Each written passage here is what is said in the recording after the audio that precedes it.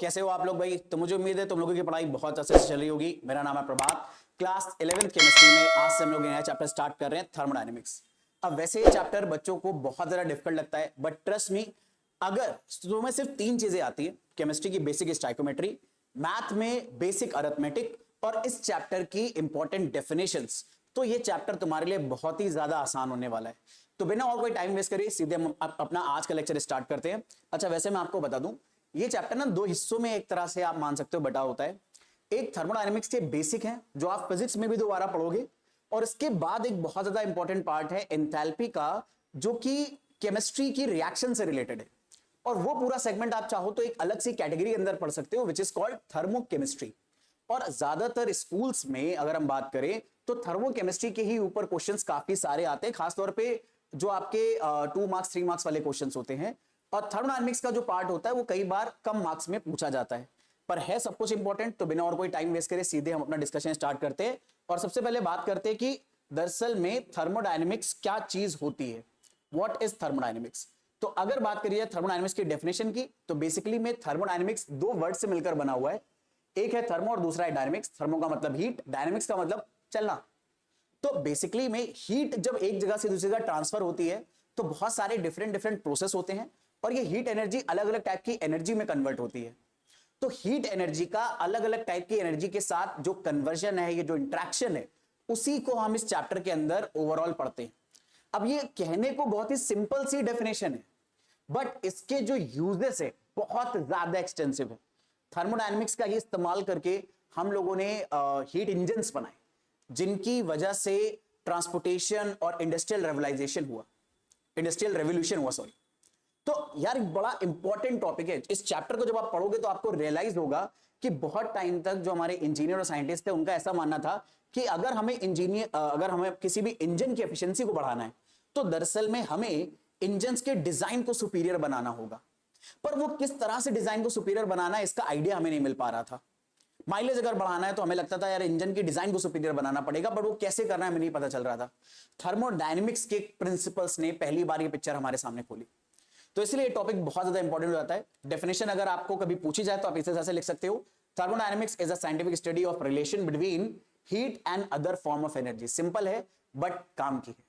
अब इसी को डिटेल में समझना है। देखो कई बार सिंपल चीजें ही आपको बस डिटेल में समझनी होती है, और वो चीजें आपको जो टॉपिक है वो बहुत अच्छे से आप उस पर बड़े आराम से कमांड कर लोगे। तो यार मैं आपको एक बात बताता हूं, इस चैप्टर को समझने के लिए ना, इस चैप्टर में इस्तेमाल होने वाली जो बहुत ही इंपॉर्टेंट डेफिनेशन है वो आपको अच्छे से पता होनी चाहिए। देखो मेरा अपना मानना यही है कि दरअसल में किसी भी सब्जेक्ट को अगर आप पढ़ते हो और उस सब्जेक्ट के अंदर किसी भी चैप्टर, किसी भी टॉपिक को अगर आप पढ़ते हो, तो सबसे पहले उससे रिलेटेड टर्म्स को जानना जरूरी है। अगर आपको वो टर्म्स, उससे रिलेटेड डेफिनेशंस नहीं पता होंगी तो वो चैप्टर आपको बहुत परेशान करेगा। इसीलिए मेरी एडवाइस रहती है कि हमेशा किसी भी चैप्टर को अगर आप पढ़ रहे हो तो डेफिनेटली उसमें इस्तेमाल होने वाले टर्म्स, उनकी डेफिनेशंस को अच्छे से याद रखो, ताकि आपको पता रहे कि उस चैप्टर के अंदर जब वो वर्ड आएगा, जब वो टर्म इस्तेमाल होगा, तो वो क्या मीनिंग कन्वे करना चाह रहा है। अगर आपको यही नहीं पता है कि एप्पल एक तरह का फ्रूट है, सेब है, तो जब कभी भी इसकी चर्चा होगी तो आपको इसके बारे में सही से आइडिया नहीं रहेगा। ठीक, तो इसीलिए ये आपको बड़ा अच्छे से पता होना चाहिए। तो अपनी कहानी को आगे बढ़ाते हैं। तो सबसे पहले बात करते थे इस चैप्टर में इस्तेमाल होने वाले अलग अलग टर्म्स की और उनसे रिलेटेड डेफिनेशंस की। तो इस चैप्टर में सबसे पहले आपको जो टर्म्स पढ़ने हैं वो है different system, surrounding and boundaries. अब ये क्या चीज होता है, दरअसल में थर्मोडायनेमिक्स के अंदर ये 3 वर्ड आपको बहुत ज्यादा देखने को मिलेंगे, स्पेशली ये पहला वाला वर्ड सिस्टम। थर्मोडायनेमिक्स में सिस्टम आप किसी भी ऐसी चीज को बोलोगे जिससे रिलेटेड थर्मोडायनेमिक्स आप स्टडी करना चाहते हो, मतलब जिसके हीट और उससे अदर रिलेटेड एनर्जीज को स्टडी करना चाहते हो। जैसे एग्जांपल के तौर पे अगर मैं इस पानी की बोतल में रखे पानी की थर्मोडायनेमिक्स को स्टडी करना चाहता हूं, तो मेरे लिए वाटर मेरा सिस्टम है। मैं जिस रूम में ये वीडियो रिकॉर्ड कर रहा हूं, इस रूम में एयर है। अगर मैं इस एयर की थर्मोडायनेमिक्स को स्टडी करना चाह रहा हूं तो ये एयर मेरे लिए एक सिस्टम है। तो बेसिकली मैं सिंपल सी भाषा में, सिस्टम वो चीज है जिसे आप स्टडी करना चाह रहे हो थर्मोडायनेमिक्स के अंदर। यही डेफिनेशन में लिखा है, अ क्वांटिटी ऑफ मैटर और a region space chosen for study. आप जिसे स्टडी करना चाह रहे हो, स्पेस का रीजन या क्वांटिटी ऑफ मैटर, वही हमारा सिस्टम। सराउंडिंग क्या है, तो सिस्टम के बाहर जो कुछ भी है वो सराउंडिंग है। जैसे इस पानी की बोतल में पानी के बाहर जो भी चीजें हैं वो सराउंडिंग है, पानी के ऊपर यहां पर एयर है वो सराउंडिंग है इसके लिए, इस पूरी बोतल के बाहर ये सारा का सारा यूनिवर्स प्रेजेंट है वो इसके लिए सराउंडिंग है। मतलब सिस्टम को छोड़ के बाकी जो चीजें अब इसके लिए इसके आसपास हैं वो सब सराउंडिंग है। और सिस्टम और सराउंडिंग को जो रियल या इमेजिनरी लाइन सेपरेट करती है उसे बोलते हैं बाउंड्री। अब जैसे एग्जांपल के तौर पे अगर ये मान लो ये पानी की बोतल पूरा पानी से भरी होती, तो अगर ये पूरा पानी से भरी होती तो ये बोतल की जो आउटर कवरिंग है ये बाउंड्री की तरह काम करती, क्योंकि पानी इसके अंदर भरा हुआ वो हमारा सिस्टम है और इसके बाहर की सारी चीज जो इसके साथ हीट और मैटर का ट्रांसफर कर सकती है वो दरअसल में सराउंडिंग है। तो जो बाउंड्री सिस्टम को सेपरेट करती है सराउंडिंग से, या जो लाइन सिस्टम को सराउंडिंग से सेपरेट करती है उसी को बाउंड्री बोलते हैं। अब ये बाउंड्री रियल भी हो सकती है, इमेजिनरी भी हो सकती है। जैसे बॉटल के अंदर पानी रखा है और पानी अगर हमारा सिस्टम है तो ये बॉटल जो है हमारे लिए बाउंड्री का काम करेगी। अब ये एक रियल बाउंड्री है क्योंकि हमें दिख रही है, बट अगर मान लो मेरे हाथ में आइस का एक ब्लॉक रखा होता और मैं उस आइस के ब्लॉक की थर्मोडायनेमिक्स स्टडी करना चाहता, तो अब उस सिचुएशन में जो बाउंड्री होती वो इमेजिनरी होती, क्योंकि आइस का ब्लॉक मेरे हाथ में ओपनली रखा हुआ है। अब ऐसी कोई भी एग्जैक्ट बाउंड्री नहीं है जो दरअसल में सिस्टम और सराउंडिंग को सेपरेट कर रही हो, हमें वो दिख रही हो, तो हमें इमेजिन करनी पड़ेगी।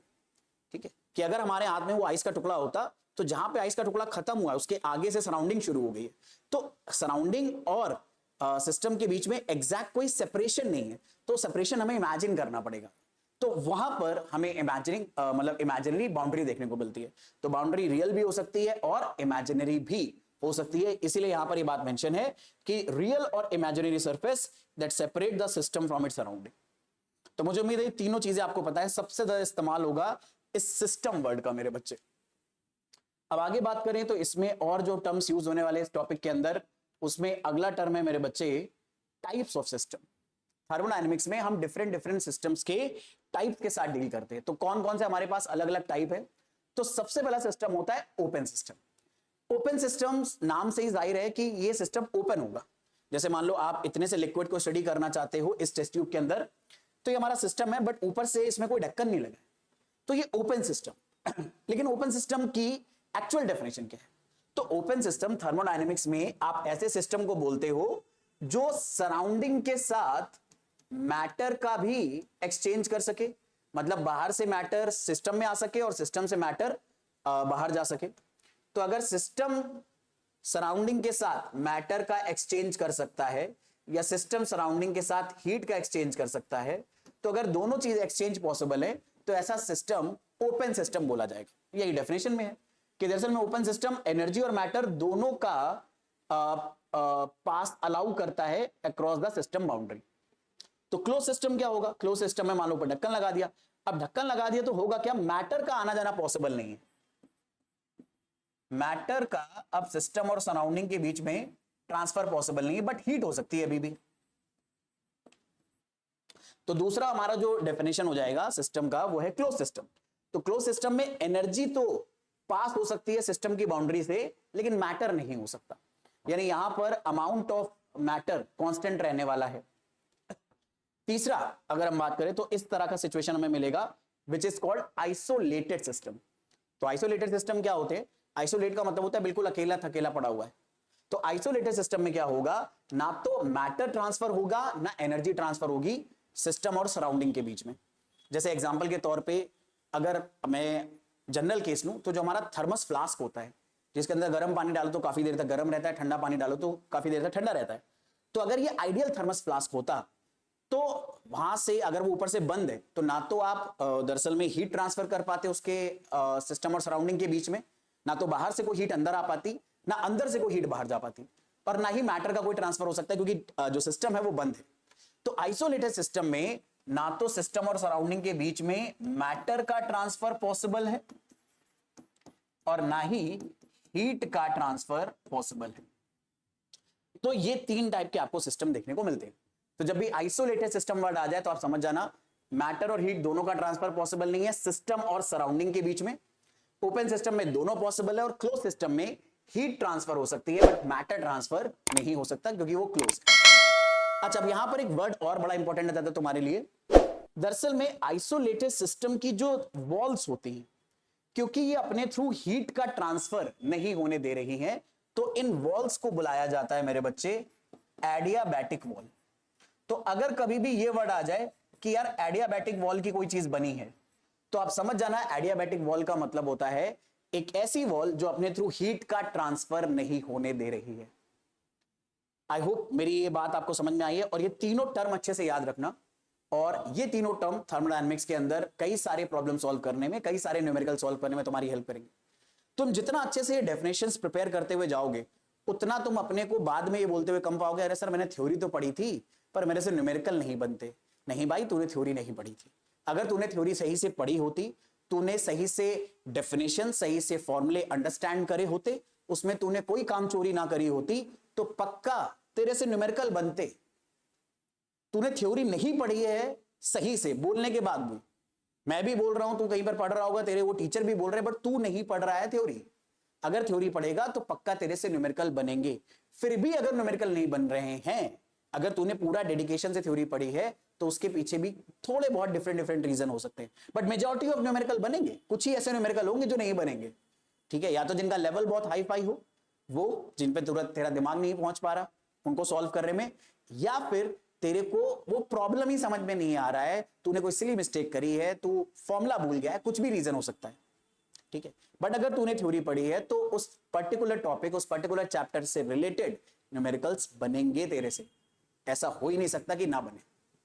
अब अपनी कहानी को आगे बढ़ा लेते हैं, आगे बात करते हैं इस चैप्टर में इस्तेमाल होने वाले और अलग अलग टर्म्स की।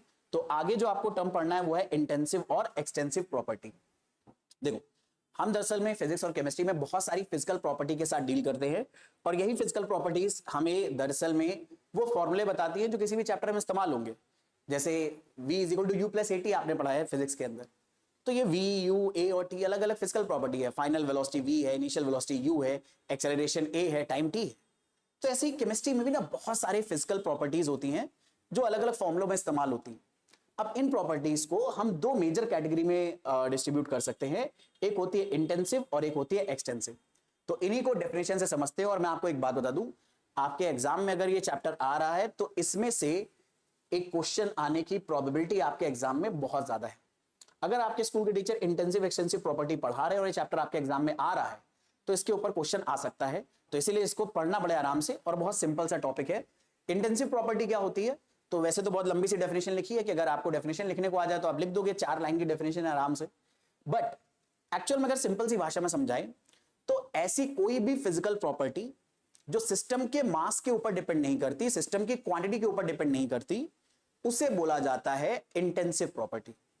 जैसे एग्जांपल के तौर पे आप सबको पता है वाटर का जो फ्रीजिंग पॉइंट होता है वो 0 डिग्री सेल्सियस होता है।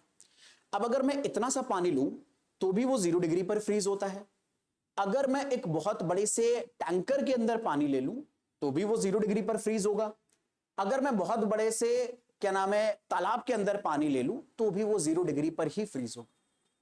तो आप नोटिस करो, पानी की क्वांटिटी चेंज हो रही है, पानी यहां पर हमारा सिस्टम है, पानी की क्वांटिटी चेंज हो रही है, पानी का अमाउंट चेंज हो रहा है, बट उसकी जो फ्रीजिंग पॉइंट वाली फिजिकल प्रॉपर्टी है ये चेंज नहीं हो रही। कम पानी भी 0 डिग्री पर फ्रीज हो रहा है, ज्यादा पानी भी 0 डिग्री पर फ्रीज हो रहा है। सिमिलरली वाटर का 1 एटमॉस्फेयर प्रेशर पर बॉइलिंग पॉइंट 100 डिग्री सेल्सियस होता है। तो पानी चाहे तुम इस छोटे से बॉटल के अंदर लो तो भी वो 100 डिग्री सेल्सियस पर बॉइल होगा, चाहे बहुत बड़े कंटेनर में उसकी क्वांटिटी बहुत ज्यादा ले लो तब भी वो 100 डिग्री सेल्सियस पर ही बॉइल होगा। तो यहां पर नोटिस कर रहे हो, फ्रीजिंग पॉइंट हो गया, बॉइलिंग पॉइंट हो गया, ये ऐसी फिजिकल प्रॉपर्टी है जो पानी के अमाउंट पर डिपेंड ही नहीं कर रही। पानी चाहे कम लो तब भी वो वही है, पानी अगर ज्यादा लो तब भी वो वही है। तो बहुत सारी ऐसी प्रॉपर्टीज होती हैं, फिजिकल प्रॉपर्टीज किसी भी सिस्टम से रिलेटेड, जो दरअसल में अमाउंट ऑफ सिस्टम पर डिपेंड ही नहीं करती, उन्हीं को बोलते हैं हम इंटेंसिव प्रॉपर्टी। और यही डेफिनेशन में लिखा हुआ है विद सम एग्जांपल। जैसे अगर डेंसिटी ले लो, कलर ले लो, मेल्टिंग पॉइंट ले लो, फ्रीजिंग पॉइंट ले लो, बॉइलिंग पॉइंट ले लो, ये सब इंटेंसिव प्रॉपर्टी है, अमाउंट ऑफ सब्सटेंस पे डिपेंड नहीं करेंगे। दूसरा हो जाएगा एक्सटेंसिव प्रॉपर्टी। तो एक्सटेंसिव प्रॉपर्टी ऑब्वियसली उल्टा है इंटेंसिव से, ये अमाउंट पे डिपेंड करेंगे। जैसे एग्जांपल के तौर पे इस पानी का वॉल्यूम, पानी कम है तो वॉल्यूम कम है, पानी का अमाउंट अगर बढ़ा दूंगा तो वॉल्यूम बढ़ेगा, ठीक। तो जितना ज्यादा मैं अमाउंट चेंज करूंगा उतना ज्यादा वॉल्यूम चेंज होगा। तो वॉल्यूम दरअसल में कैसी प्रॉपर्टी हो गया, एक एक्सटेंसिव प्रॉपर्टी हो गया। ऐसे ही किसी ऑब्जेक्ट का लेंथ जो है, अगर उसकी क्वांटिटी बढ़ाओगे तो उसकी लेंथ बढ़ती चली जाएगी। उसका वेट एक्सटेंसिव प्रॉपर्टी है, क्योंकि किसी सब्सटेंस का, किसी सिस्टम का अगर क्वांटिटी बढ़ाओगे, उसका मास बढ़ाओगे तो उसका वेट बढ़ता चला जाएगा। तो ऐसी बहुत सारी प्रॉपर्टीज होती हैं जो सिस्टम के अमाउंट के ऊपर डिपेंड करती हैं, और उन्हें बोलेंगे एक्सटेंसिव। जो सिस्टम के अमाउंट के ऊपर डिपेंड नहीं करेंगी वो हो जाएंगी इंटेंसिव। अब यहां पर मैंने इसकी लिस्ट बना रखी है आपके लिए, बहुत ज्यादा पूछी जाती है इसलिए अच्छे से याद रखना।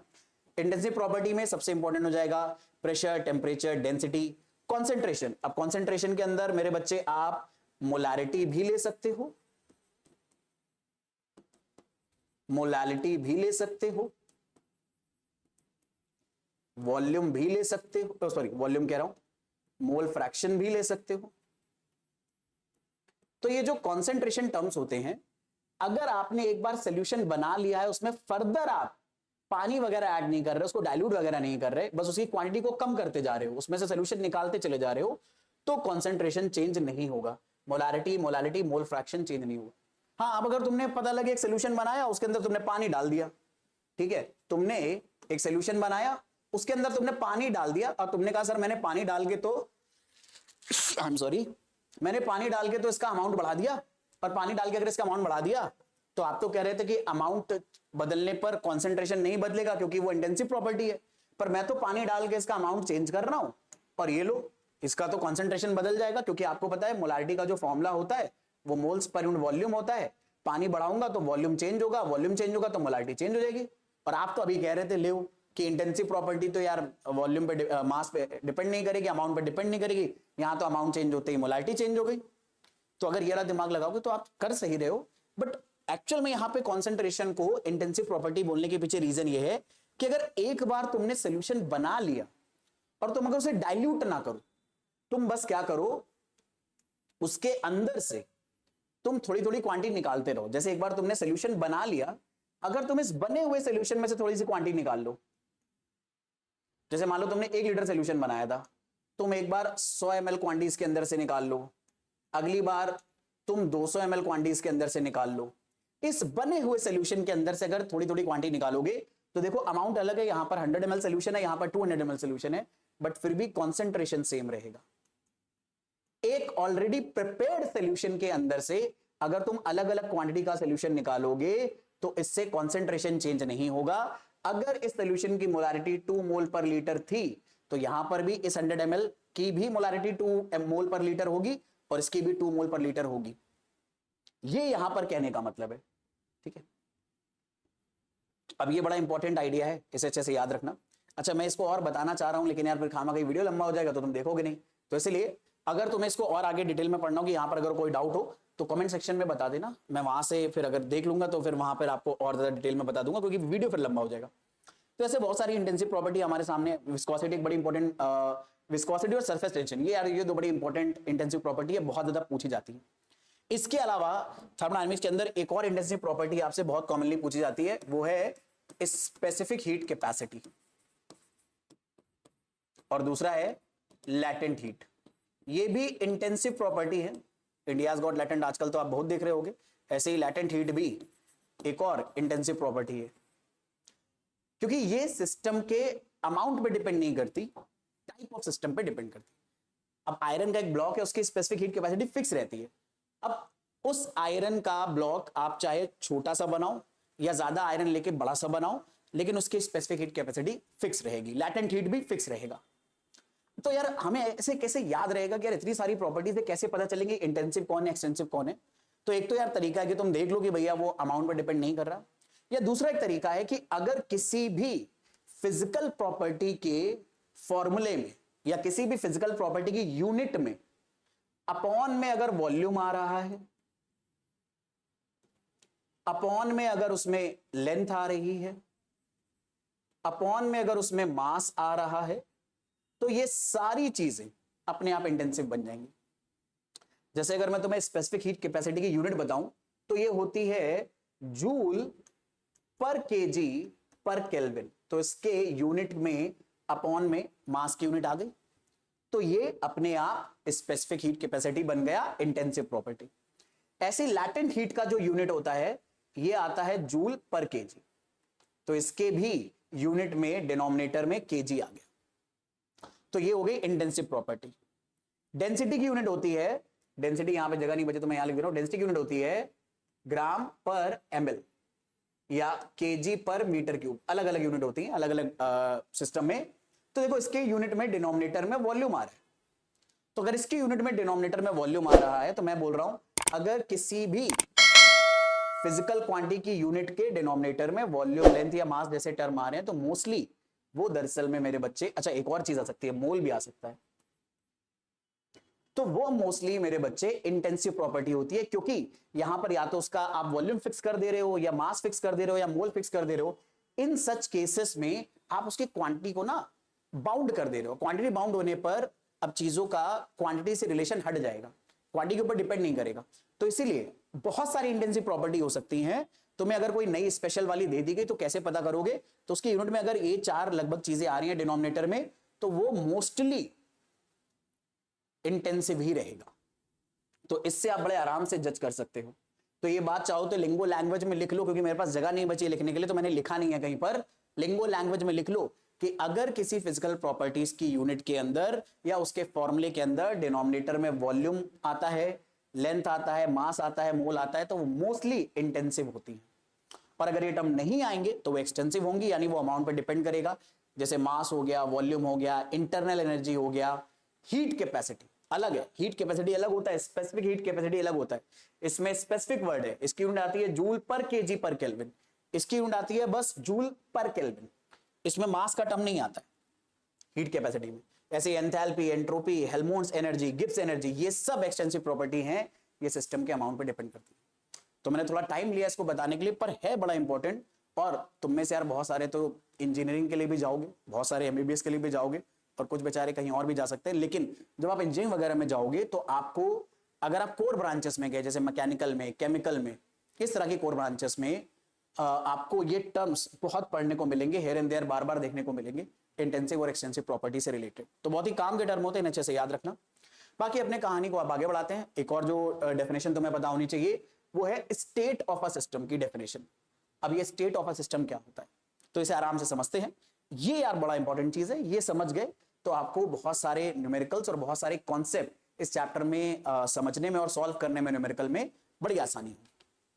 तो अगर स्टेट ऑफ अ सिस्टम के बारे में बात करें तो दरअसल में किसी भी सिस्टम की जब स्टेट के बारे में हम बात करते हैं थर्मोडायनेमिक्स चैप्टर के अंदर, तो बेसिकली हम बात करते हैं थर्मोडायनेमिक स्टेट की। और जो थर्मोडायनेमिक स्टेट होता है किसी भी सिस्टम का, वो दरअसल में एक स्पेसिफिक टाइम पर हमें सिस्टम की कंडीशन बताता है। और कंडीशन से मेरा मतलब है एक तरह से हमें एक रफ अंदाजा देता है कि सिस्टम के पास कितनी एनर्जी हो सकती है या उसके पास कितनी वर्क करने की कैपेबिलिटी हो सकती है। ये एक जनरल आइडिया होता है। तो किसी भी टाइम पर सिस्टम की एक पर्टिकुलर कंडीशन को जब हम बताते हैं थर्मोडायनेमिक सिस्टम की, तो उसे सिस्टम की थर्मोडायनेमिक स्टेट बोला जाता है। इसे एग्जांपल से देखते हैं। जैसे मान लो एक कंटेनर के अंदर मैंने एक सर्टेन अमाउंट ऑफ गैस ली, लेट्स से 5 मोल गैस ली। अब इस 5 मोल गैस को मैंने 2 एटीएम प्रेशर पर रखा, कंटेनर ऊपर से बंद है, प्रेशर 2 एटीएम है, इस पूरे कंटेनर का वॉल्यूम 5 लीटर है, और जो अभी टेम्परेचर है वो 200 केल्विन है। तो अगर मैंने अभी गैस को इस क्लोज कंटेनर के अंदर 2 एटीएम प्रेशर 5 लीटर वॉल्यूम पर 200 केल्विन पर रखा है, तो ये हमारे सिस्टम की एक पर्टिकुलर स्टेट है। पर अगर मैं इनमें से किसी भी वैल्यू को बदल दूंगा तो हमारे सिस्टम की स्टेट बदल जाएगी। जैसे एग्जांपल के तौर पे अगर मैं मान लो प्रेशर और वॉल्यूम को फिक्स रखूं, बट टेम्परेचर बदल दूं, टेम्परेचर 200 से मैं कर दूं 500, अभी भी गैस उतनी ही है।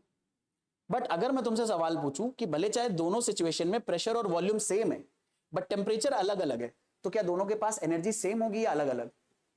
तो आप रफली बता सकते हो ना कि यार 500 केल्विन वाले में एनर्जी ज्यादा होगी, 200 वाले में एनर्जी कम होगी। तो एक तरह से आप उसकी स्टेट को डिफाइन कर रहे हो कि यहां पर स्टेट अलग है और यहां पर स्टेट अलग है। तो इसीलिए अगर इस एग्जांपल में देखिए तो इस एग्जांपल में दोनों कंटेनर के अंदर रखी हुई गैस का स्टेट अलग अलग है। स्टेट का मतलब है आपको एक रफ आइडिया रहे कि भैया उस सिस्टम के पास कितनी एनर्जी है, उसके पास कितना वर्क करने की कैपेबिलिटी है, वगैरह वगैरह।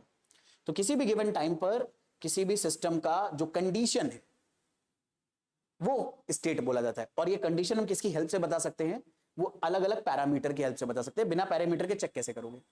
अब इसको ना एक बड़े सिंपल से एग्जांपल से मैं आपको बताता हूं, मतलब मुझे उम्मीद है समझ में तो आ गया होगा, लेकिन एक और रिलेवेंट एग्जांपल लेता हूं, क्योंकि ये रिलेवेंट एग्जांपल बुद्धि में बड़ी जल्दी बैठता है, क्योंकि ये जो रिलेवेंट एग्जांपल है पैसे से रिलेटेड है, तो जहां पैसा आता है वहां पर जैसे समझ में आती है।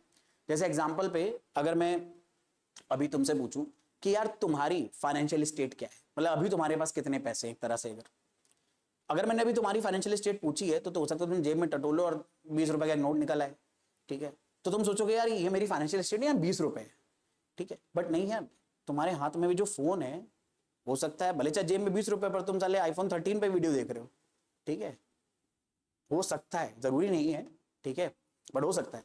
तो यार ऐसा थोड़ी तुम आईफोन 13 बेच के भी तो पैसा कमा सकते हो, तो फाइनेंशियल स्टेट में तो तुम्हारा कंट्रीब्यूशन ये फोन भी कर रहा है, ठीक है। अब आईफोन 16 आ गया, ठीक है, तो तुम्हारी फाइनेंशियल स्टेट चेंज हो सकती है, किडनी बेच के तुम मतलब वो भी ले सकते हो आईफोन 16, ठीक है, तो फाइनेंशियल स्टेट चेंज हो सकती है। तो फाइनेंशियल स्टेट का मतलब क्या है? फाइनेंशियल स्टेट का मतलब है मेरे भाई कि एक पर्टिकुलर टाइम पर तुम्हारी फाइनेंशियल कंडीशन को बताया जाए। ऐसे ही, और उस कंडीशन को बताने में बहुत सारे फैक्टर कंट्रीब्यूट करते हैं। तुम्हारे पास चल अचल संपत्ति कितनी है, मतलब कितनी ऐसी संपत्ति है जो तुरंत पैसे में कन्वर्ट हो सकती है, और कितनी ऐसे जिसे पैसे में कन्वर्ट होने में टाइम लगेगा, वो सब तुम्हारी फाइनेंशियल स्टेट बताता है। ऐसे ही किसी भी सिस्टम की थर्मोडायनेमिक स्टेट बताती है कि उसकी उस टाइम पर कंडीशन क्या है, और ये कंडीशन अलग अलग पैरामीटर बताते हैं, जैसे तुम्हारी फाइनेंशियल स्टेट को अलग अलग पैरामीटर बताते हैं। सिमिलरली ऐसे ही किसी भी सिस्टम की थर्मोडायनेमिक स्टेट को अलग अलग पैरामीटर बताते हैं। तो सिस्टम की किसी एक पर्टिकुलर टाइम पर कंडीशन उसका स्टेट है, जिसे अलग अलग पैरामीटर से हम डिफाइन करेंगे, और हमारे लिए अब इंपॉर्टेंट यही पैरामीटर हो जाते हैं। इन पैरामीटर्स को हम स्टेट वेरिएबल्स के नाम से बुलाते हैं। तो स्टेट वेरिएबल का मतलब होता है ऐसे फिजिकल क्वांटिटीज जिनके बदलने पर सिस्टम की स्टेट बदल जाए। जैसे यहां पर नोटिस करो, यहां पर यही तो हुआ है, आपने जो प्रेशर, जो टेम्परेचर था वो 200 से 500 कर दिया, तो आपने टेम्परेचर बदल दिया, टेम्परेचर बदला तो सिस्टम की स्टेट बदल गई, सिस्टम की कंडीशन बदल गई। तो इस सिस्टम की स्टेट को वैरी करने में इस फिजिकल पैरामीटर ने हेल्प करी है। तो स्टेट वेरिएबल क्या होंगे? ऐसी फिजिकल क्वांटिटीज जिनके बदलने पर सिस्टम की स्टेट बदल जाती है, उसकी कंडीशन बदल जाती है। तो ये इसकी डेफिनेशन भी हो जाती है कि स्टेट वेरिएबल क्या होते हैं? ये ऐसी फिजिकल प्रॉपर्टी होती है जिसकी हेल्प से आप किसी सिस्टम की स्टेट को एट अ टाइम डिफाइन करते हो, और इनके बदलने पर सिस्टम की स्टेट बदल जाती है, ठीक है। एग्जाम्पल में बहुत सारे आ सकते हैं, मैंने कुछ बड़े इंपॉर्टेंट लिस्ट डाउन कर दिए, pressure, temperature, volume, number of moles, internal energy, और भी बहुत सारे आ सकते हैं, एंट्रोपी आ सकता है, एंथैल्पी आ सकता है, गिब्स एनर्जी आ सकती है, बहुत सारे हो सकते हैं। लेकिन किसी भी इस चैप्टर में पहले मैं आपको बता दूं, हम लोग ज्यादातर ना गैसेस के साथ काम करेंगे, और गैसेस की जो स्टेट होती है वो ज्यादातर सिर्फ इन चारों से ही एक्सप्लेन हो जाती है, प्रेशर, टेम्परेचर, वॉल्यूम और नंबर ऑफ मोल। आप जितने और इन्वॉल्व करोगे स्टेट वेरिएबल उतना आपके लिए अच्छा है, लेकिन उतनों की जरूरत नहीं है। जैसे एग्जांपल के तौर पे एलॉन मस्क की फाइनेंशियल स्टेट बताने के लिए यह जरूरी नहीं कि वो जेब में कितने रुपए लेके घूमे, बस इतना जरूरी है कि टेस्ला के शेयर किस अभी वैल्यू पर ट्रेड कर रहे हैं, क्योंकि टेस्ला कंपनी में मेजॉरिटी शेयर उसके पास है, मतलब जितना ज्यादा वो शेयर बढ़ेगा उसकी फाइनेंशियल स्टेट उतनी ज्यादा बढ़ेगी। उससे फिर इस बात से मतलब नहीं है कि जेब में कितने रुपए हैं, वो हम जैसे लोगों की जरूरत है कि हम जेब में टटोले कितने, वो फाइनेंशियल स्टेट हमारी उससे पता चलेगी कि 500 का नोट पड़ा है कि 500 की गड्डी पड़ी है। तो इसीलिए तो इस मतलब कहने का मेरा यह है कि दरअसल में किसी भी सिस्टम की स्टेट को बताने के लिए आप जितने पैरामीटर बताओगे उतना अच्छा है। लेकिन क्या बहुत सारे पैरामीटर बताने की जरूरत है? तो आंसर है नहीं, बहुत कम पैरामीटर से भी हमारा काम चल जाएगा, बट ये वो पैरामीटर होने चाहिए जो सबसे ज्यादा डिफाइनिंग फीचर क्रिएट करे। तो गैसेस के लिए प्रेशर, टेम्परेचर, वॉल्यूम और नंबर ऑफ मोल से हमारा काम चल जाएगा, क्योंकि कहीं ना कहीं बाकी जितने भी फिजिकल पैरामीटर आएंगे, जैसे internal energy, Gibbs energy, enthalpy, entropy, ये नए फैंसी वर्ड जो मैं बोल रहा हूं, हो सकता है अगर आपने स्कूल में चैप्टर पढ़ा हो तो आपने सुने भी हो, तो ये आगे आप डिटेल में पढ़ोगे भी। तो ये जो जितने भी टर्म्स है ना, enthalpy, entropy, internal energy, Gibbs energy, ये सब कहीं ना कहीं गैसेस के लिए इन्हीं चारों के ऊपर डिपेंड करते हैं। तो आपको दुनिया भर की चीजें बताने की जरूरत नहीं है गैस की स्टेट को बताने के लिए। अगर आप बस इन चारों को भी बता दोगे तो हमारा काम चल जाएगा। तो इसीलिए स्टेट वेरिएबल्स ऐसे वेरिएबल्स होंगे जो किसी सिस्टम की स्टेट बताते हैं एट अ गिवन टाइम, और इनके बदलने पर सिस्टम की स्टेट बदल जाती है। चलो यार, अब बात कर लेते हैं डिफरेंट डिफरेंट टाइप के प्रोसेस के बारे में। हम लोगों ने ये समझ लिया था कि स्टेट वेरिएबल्स इस तरह के फिजिकल पैरामीटर होते हैं, अगर आप उनकी वैल्यू चेंज करोगे तो हमारे सिस्टम की स्टेट बदल जाती है। अब उनकी वैल्यू जब हम चेंज करते हैं तो सिस्टम पे दरअसल में अलग अलग टाइप के प्रोसेस होते हैं। तो थर्मोडायनेमिक्स में हम कितने अलग अलग टाइप के प्रोसेस पढ़ेंगे इनके बारे में बात कर लेते हैं। तो सबसे पहले हम जो प्रोसेस पढ़ते हैं उसका नाम है मेरे बच्चे आइसोबारिक प्रोसेस। अब चाहे आप फिजिक्स पढ़ रहे हो चाहे आप केमिस्ट्री पढ़ रहे हो, अगर किसी भी टर्म के पहले आइसो वर्ड लग जाता है तो इसका मतलब होता है सेम। तो यहां पे सेम बार आपको लेना है। अब ये बार क्या चीज है? बार का मतलब होता है प्रेशर। तो आइसोबारिक प्रोसेस का मतलब है हमें इस प्रोसेस के दौरान प्रेशर सेम रखना है। तो जो प्रेशर स्टेट वेरिएबल है वो सेम रहेगा। अगर प्रेशर सेम रहेगा तो क्या क्या बदल सकता है? वॉल्यूम बदल सकता है, टेम्परेचर बदल सकता है, आप इन चीजों को बदल सकते हो, नंबर ऑफ मोल्स भी कई बार बदल सकते हैं। तो इसीलिए आइसोबारिक प्रोसेस की डेफिनेशन निकल कर आती है कि ऐसा कोई भी थर्मोडायनेमिक प्रोसेस जिसमें प्रेशर हमेशा कांस्टेंट रहेगा उसे आइसोबारिक प्रोसेस बोला जाएगा। और अगर आप लिखना चाहो तो ऐसे लिख सकते हो कि सिंपल सी भाषा में, अगर मैं पेन का कलर एक मिनट चेंज कर लूं तो आप ऐसे लिख सकते हो कि आइसोबारिक प्रोसेस में प्रेशर कांस्टेंट रहेगा, लेकिन आप चाहो तो टेम्परेचर और वॉल्यूम ये चेंज कर सकते हो, नंबर ऑफ मोल्स भी चेंज हो सकते हैं। दरअसल में अगर हमें आइसोबारिक प्रोसेस कराना होता है तो हमें एक्सटर्नल प्रेशर को कांस्टेंट रखना है, और एक्सटर्नल प्रेशर को कांस्टेंट रखने के चक्कर में आप दो तरीके से प्रोसेस कर सकते हो। या तो आप कंटेनर को ओपन करके रखो।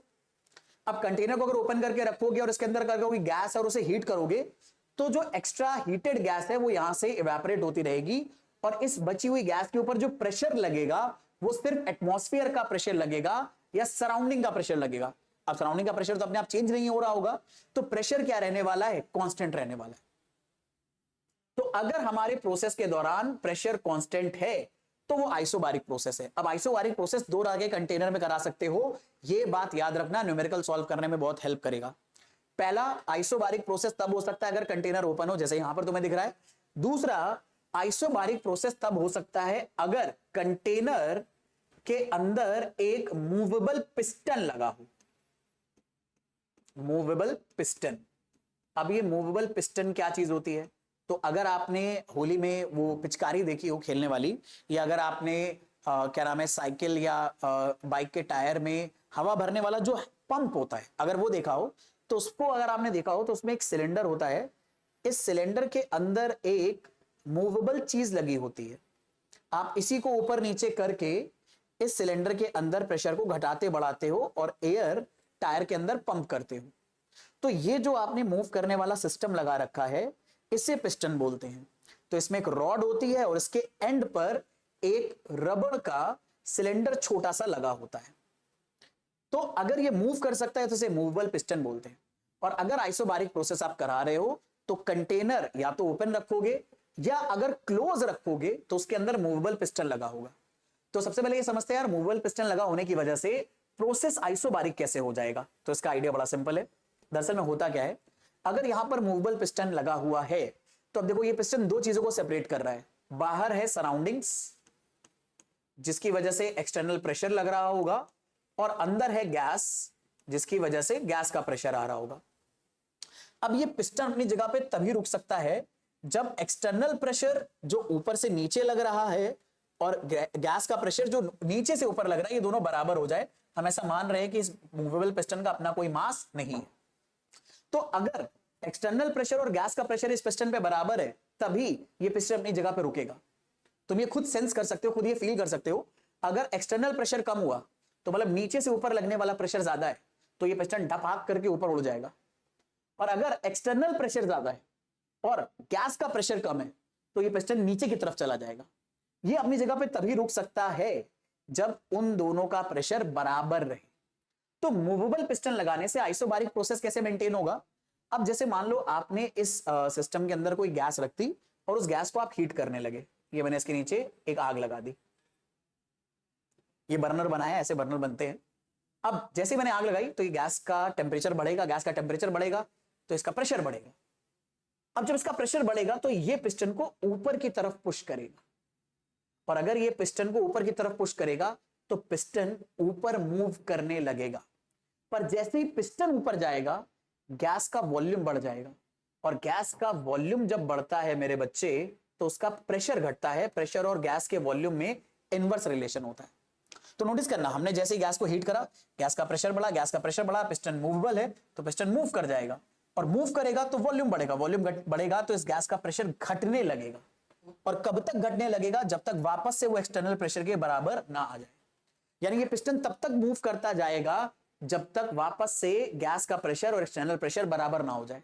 तो इस सिचुएशन में गैस का प्रेशर हमेशा किसके बराबर रहेगा, एक्सटर्नल प्रेशर के बराबर रहेगा, कांस्टेंट रहने वाला है। अच्छा, ये बात मैंने इतनी क्यों बताई, क्योंकि यार मैं इस बात को बता के आगे चल सकता था कि आइसोबारिक प्रोसेस क्या होता है। कि आइसोबारिक प्रोसेस ऐसे होते हैं जिनमें प्रेशर कांस्टेंट रहने वाला है। पर जब न्यूमेरिकल्स आते हैं और न्यूमेरिकल्स में ये बात दी जाती है कि आप एक कंटेनर के अंदर जिसमें मूवेबल पिस्टन लगाए गैस रख के उसे हीट कर रहे हो, तो तुरंत अब आपको समझ में आ जाना चाहिए कि आइसोबारिक प्रोसेस है। क्योंकि अगर मैं ये बात नहीं बताता तो हो सकता है जब न्यूमेरिकल में स्टेटमेंट लिखा होता कि एक मूवेबल पिस्टन वाले कंटेनर के अंदर आपने गैस को रखा हुआ है, तो किस तरह का प्रोसेस हो सकता है। अगर ये आपको ना पता होता कि आइसोबारिक हो सकता है तो अपने आप जज करना आपके लिए बड़ा मुश्किल था। तो इसलिए मैंने अपनी ड्यूटी निभा दी है, मैंने तुम्हें आइडिया बता दिया है। याद रखना तुम्हारी रिस्पॉन्सिबिलिटी है। तुम देखो, जितनी इंफॉर्मेशन लेक्चर से रिटेन कर पाओगे, याद रख पाओगे, तुम चीजें उतने आराम से समझ भी पाओगे, पहली बात। दूसरा, फिर तुम ये नहीं कहोगे कि सर हमने थ्योरी तो समझ ली और न्यूमेरिकल नहीं बनते। पक्का न्यूमेरिकल बनेंगे, at least good amount of numericals तुमसे बन पाएंगे। ये बस छोटी छोटी बातें, हर डिटेल पॉइंट याद रखना, ठीक है। अब आगे बात कर लेते हैं। आइसोबारिक प्रोसेस मैंने आपको बता दिया, इसमें इंपॉर्टेंट बात यही है, मतलब दो इंपॉर्टेंट बातें याद रखना। पहला, आइसोबारिक प्रोसेस में प्रेशर कांस्टेंट रहता है। दूसरा, इसे कराने के दो तरीके हैं, या तो ओपन कंटेनर में आप ये प्रोसेस कराओ, ताकि एटमॉस्फेयर में अगर कंटेनर ओपन रहेगा तो प्रेशर सिर्फ कांस्टेंट रहेगा, एटमॉस्फेयर के प्रेशर के बराबर रहेगा। या फिर अगर कंटेनर क्लोज है तो पिस्टन मूवेबल होना चाहिए, और हम अपने आइडियल केस में ऐसा पिस्टन लेते हैं जो मासलेस हो। फिर इसके अलावा जो प्रोसेस है वो मेरे बच्चे, अबे क्या हो गया इसको, चल जा भाई, पता नहीं क्या हो गया, चल ही नहीं रहा है। चलो यहीं से मूव कर लेते हैं। अगला प्रोसेस होता है मेरे बच्चे आइसोकोरिक प्रोसेस। अब यहां पर आइसो वर्ड आया, मतलब कुछ तो सेम है, और यहां पर कोरिक का मतलब होता है वॉल्यूम। तो आइसोकोरिक प्रोसेस का मतलब है ऐसा प्रोसेस जिसमें वॉल्यूम कांस्टेंट हो। तो यहां पर एक बात समझना, यहां पर वॉल्यूम हम कांस्टेंट रखेंगे, पर यहां पर क्या बदल सकता है, प्रेशर और टेम्परेचर चेंज हो सकता है, ठीक है। ये पहला पॉइंट है आइसोकोरिक प्रोसेस के बारे में, ये दूसरा पॉइंट है। और तीसरा एक इंपॉर्टेंट पॉइंट, कभी भी अगर आइसोकोरिक प्रोसेस करना हो तो आपको ऐसा क्लोज कंटेनर लेना होगा जो रिजिड वॉल्स का बना हो। तो दिस टाइप ऑफ प्रोसेस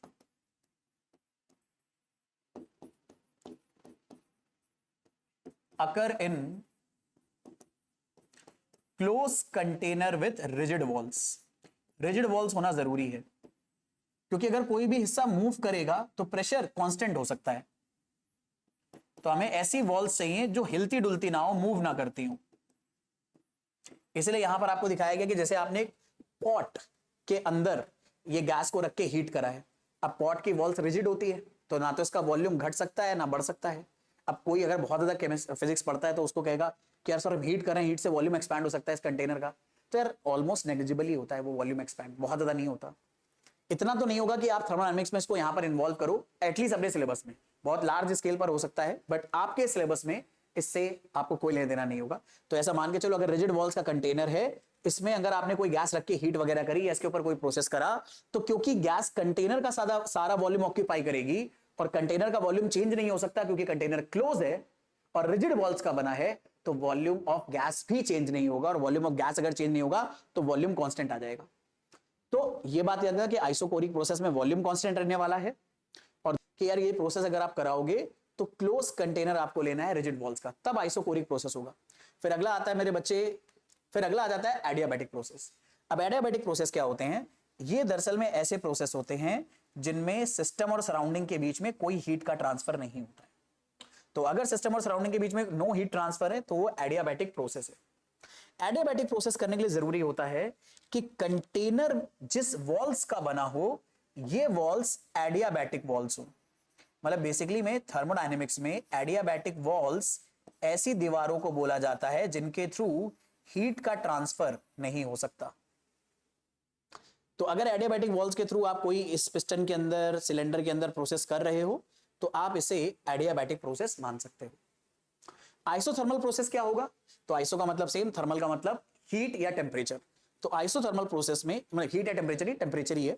तो आइसोथर्मल का मतलब होगा ऐसा प्रोसेस जिसमें टेम्परेचर सेम रहे। तो यहां पर ये बात बताई गई कि आइसोथर्मल प्रोसेस में टेम्परेचर कांस्टेंट रहने वाला है, टेम्परेचर कभी चेंज नहीं होगा, बट अगर टेम्परेचर नहीं चेंज होगा तो प्रेशर और वॉल्यूम चेंज हो सकता है गैस का। अब आइसोथर्मल प्रोसेस कैसे कंटेनर में करोगे? ओपन ले, क्लोज ले, मूवेबल पिस्टन ले या क्या ले? तो भैया आइसोथर्मल प्रोसेस ओपन क्लोज किसी वगैरह मतलब ओपन कंटेनर में मोस्टली आप कराते हो, पर जब ये आइसोथर्मल प्रोसेस आप कराओगे तो आप अपने पूरे सिस्टम को एक थर्मल बाथ के अंदर रखोगे। थर्मल बाथ क्या चीज होती है? दरअसल में थर्मल बाथ ऐसी डिवाइसेस होती हैं जो चीजों का टेम्परेचर एक सर्टेन वैल्यू पर फिक्स रख सकती है। क्योंकि यार नॉर्मली अगर कोई भी चीज तुम एटमॉस्फेयर में अगर रखी छोड़ दोगे, तो जैसे अगर आपने गर्म चीज रखी तो धीरे धीरे ठंडी होने लगेगी, ठंडी चीज रखी तो धीरे धीरे गर्म होने लगेगी। तो अगर तुमने कोई भी प्रोसेस कराने के लिए गैस को किसी कंटेनर वगैरह में रखा, ओपन कंटेनर में, तो अपने आप धीरे धीरे उसका क्या नाम है, हीट लॉस हो सकता है। अगर वो गैस या लिक्विड पहले से खुद गर्म है और अगर ठंडा है तो गर्म होने लगेगा, और अगर ऐसा होने लगा तो टेम्परेचर चेंज होगा। टेम्परेचर कांस्टेंट रखने के लिए हमें इस पूरे सेटअप को एक डिवाइस के अंदर रखना होता है जिसे बोलते हैं थर्मल बाथ। थर्मल बाथ क्या चीज होती है? अगर मैं इसका रफ एक सबसे एग्जांपल दूं, तो अगर आप क्या नाम है चाइनीज फूड स्टॉल्स पे जाते होंगे, तो जैसे वो लोग अपनी ग्रेवीज पहले से बनाकर रखते हैं, तो उसे एक कंटेनर के अंदर वो रखते हैं जो गर्म पानी से घिरा होता है, और वो सब्जियों को गर्म रखता है, उन ग्रेवीज को गर्म रखता है। अगर आपने देखा हो, नहीं देखा तो कोई बात नहीं, बस ऐसे ही होता है कि हम उसको एक टेम्परेचर बाथ में मेंटेन करके रख देते हैं। अगर हमें लो टेम्परेचर रखना है तो हम उसे आइस का बनाते हैं, हाई टेम्परेचर रखना है तो वाटर का ले लेते हैं अच्छे खासे टेम्परेचर पे, या ऐसे ही अलग अलग सब्सटेंस का। तो टेम्परेचर बात की अल्टरनेट टेम्परेचर मेंटेन करते हैं, बस इतना ही याद रखो। बाकी प्रोसेस आइसोथर्मल दिया जाएगा, न्यूमेरिकल इससे रिलेटेड आएंगे। इस बात पे ज्यादा मगजमारी मत करो कि दरअसल में आपको आइसो मतलब ये थर्मल बात क्या चीज होती है। आप लैब में जाओगे आपको आराम से देखने को मिलेगा, ठीक है। तो मुझे उम्मीद है ये चारों टाइप के आपको प्रोसेस समझ में आए हैं। अब इन चारों प्रोसेस के लिए हमें बनाने होते हैं मेरे बच्चे पीवी डायग्राम या पीवी ग्राफ। ये क्या चीज होती है? इन्हें बोलते हैं प्रेशर वॉल्यूम ग्राफ। अब ये ग्राफ्स दरअसल में थर्मोडायनेमिक्स में न्यूमेरिकल सॉल्विंग के लिए बड़े इंपॉर्टेंट होते हैं, तो इनके बारे में बात कर लेते हैं। और अलग अलग प्रोसेस के लिए होते हैं, तो अलग अलग प्रोसेस का हम निकालेंगे। सबसे पहले बात कर लेते हैं मेरे बच्चे, क्या नाम है, थोड़ी सी अगर मैं आपको जगह दे दूं तो यहां पर आप देखकर समझ जाओगे कि मैं लिख रहा हूं आइसोबारिक प्रोसेस। तो आइसोबारिक प्रोसेस के लिए अगर मुझे पीवी ग्राफ बनाना है, तो ग्राफ का मतलब है दो एक्सिस लेनी पड़ेंगी मेरे को। एक ली मैंने वॉल्यूम एक्सिस और एक ली मैंने प्रेशर एक्सिस। और अगर मैं आइसोबारिक प्रोसेस के लिए बना रहा हूं तो उसका मतलब है मुझे प्रेशर कांस्टेंट रखना है, तो मेरे लिए अलाउड है कि मैं वॉल्यूम चेंज कर सकूं। और अगर मैं वॉल्यूम चेंज करूंगा तो मैं एक्स एक्सिस पर वैल्यू बार बार बदल सकता हूं, यानी एक्स कोऑर्डिनेट बार बार बदल सकता हूं, पर वाई कोऑर्डिनेट नहीं बदल सकता, क्योंकि वाई कोऑर्डिनेट प्रेशर से डिनोट हो रहा है और प्रेशर हमें क्या रखना है, कांस्टेंट। तो अगर एक बार प्रेशर यहां था तो दूसरी बार भी यहां होगा, तीसरी बार भी यहां होगा, चौथी बार भी यहां होगा, पांचवी बार भी यहां होगा। और अगर मैं इन सारे पॉइंट्स को मिलाकर ग्राफ बनाऊं तो ग्राफ स्ट्रेट लाइन बनेगा पैरेलल टू वॉल्यूम एक्सिस। तो ये वाली बात आपको याद रखनी है कि आइसोबारिक प्रोसेस का जब भी आप ग्राफ बनाओगे तो वो वॉल्यूम एक्सिस के पैरेलल बनता है, ताकि इस पूरे ग्राफ पर गैस का प्रेशर कांस्टेंट रहे। अब दरअसल में ना एक्चुअल में बच्चों को कई बार ग्राफ रीड करना नहीं आता और इसी वजह से न्यूमेरिकल नहीं सॉल्व कर पाते। दरअसल में न्यूमेरिकल सॉल्व करने का बच्चे ये रीजन सोचते हैं कि उन्हें थ्योरी नहीं आती। ऐसा नहीं होता है, कई बार डिफरेंट डिफरेंट रीजंस होते हैं न्यूमेरिकल ना बन पाने के। पहली बात तो कई बार ऐसा होता है कि यार कोई एक दो अच्छे न्यूमेरिकल नहीं बने तो बच्चों को ऐसा लगने लगता है कि उनको थ्योरी नहीं आती। अरे नहीं भाई यार, अगर अच्छे न्यूमेरिकल नहीं बने ना तो दरअसल में आपकी प्रॉब्लम सॉल्विंग वीक है, उस पर काम करने की जरूरत है। अगर तुम्हें किसी भी चैप्टर के सारे टर्म्स, डेफिनेशंस, डेरिवेशंस याद है, बाय डिफॉल्ट तुम अपनी मेमोरी में उन्हें रिकॉल कर पा रहे हो, तो ट्रस्ट में तुम्हारी थ्योरी नहीं वीक है। फिर अगर तुमसे बस एक दो अच्छे क्वेश्चन नहीं बन पा रहे हैं, इसका मतलब कहीं प्रॉब्लम सॉल्विंग में दिक्कत है और वो प्रैक्टिस से इंप्रूव होगी। हाँ, लेकिन अगर तुम्हें थ्योरी में कुछ भी नहीं आ रहा है और न्यूमेरिकल नहीं बन रहे, तो यार तब थ्योरी स्ट्रॉन्ग करने की जरूरत है। तो पहले तो अपनी प्रॉब्लम को डिफरेंशिएट करो कि किस तरफ आ रहे हो तुम। हर बार थ्योरी नहीं पढ़ी हो इस वजह से न्यूमेरिकल नहीं बन रहे, ऐसा जरूरी नहीं है, ये मिसकंसेप्शन है, ठीक है। चलो अब आगे आ जाते हैं। आइसोबारिक प्रोसेस का अगर हमने ग्राफ बना लिया तो आगे ग्राफ बना लेते हैं मेरे बच्चे आइसोकोरिक प्रोसेस का। तो आइसोकोरिक प्रोसेस में हम सबको पता है वॉल्यूम हमें कांस्टेंट रखना है, तो यहां पर भी दो एक्सेस ले लो, वॉल्यूम और प्रेशर। पर क्योंकि हम अब यहां वॉल्यूम कांस्टेंट रखेंगे तो हम बार बार प्रेशर बदल सकते हैं, तो बार बार प्रेशर तो बदलेगा, पर इस प्रेशर पे जो वॉल्यूम आएगा वही इस प्रेशर पे वॉल्यूम आएगा, वही इस प्रेशर पे वॉल्यूम आएगा, वही इस पर और सब पर। तो अगर मैं इन सारी लाइन पॉइंट्स को ज्वाइन करके ग्राफ बनाऊं तो ये ग्राफ स्ट्रेट लाइन बनेगा पैरेलल टू प्रेशर एक्सिस। तो आइसोकोरिक प्रोसेस का ग्राफ कैसा दिखाई देगा, parallel to pressure axis. Isobaric का कैसा दिखेगा, पैरेलल टू वॉल्यूम एक्सिस। इस पूरे ग्राफ पर हर जगह पर वॉल्यूम सेम है। अगर मान लो यहां पर वॉल्यूम 10 लीटर है तो यहां भी 10 लीटर होगा, यहां भी 10 लीटर। इस ग्राफ के हर पॉइंट पर जो वॉल्यूम है वो 10 लीटर है, लेकिन प्रेशर बदल सकता है। फिर अगला ग्राफ आ जाता है मेरे बच्चे आइसोथर्मल प्रोसेस का।